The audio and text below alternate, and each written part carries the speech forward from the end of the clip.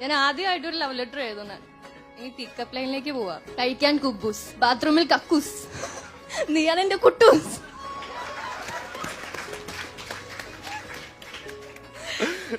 പിന്നെ സങ്കല്പത്തിൽ പറഞ്ഞ പോലെ സാരിയിട്ട് കമ്മലിട്ട് ഞാൻ മതിയോ? മതിയോ അർജുൻ, പറയൂ. എന്ന സ്വന്തം പാർവതി. അതെന്താ, സൂപ്പർമാൻ ആണോ? നാരുട്ടോ.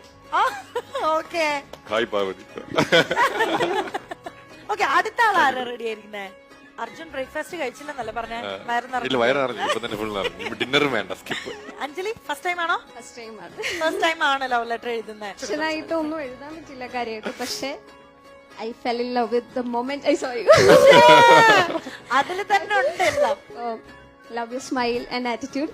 ബിഗ് ബോസ് ഇനിയിപ്പോ ഉപ്പില്ലാത്ത കഞ്ഞി പോലെയാണ് കാണാനില്ല.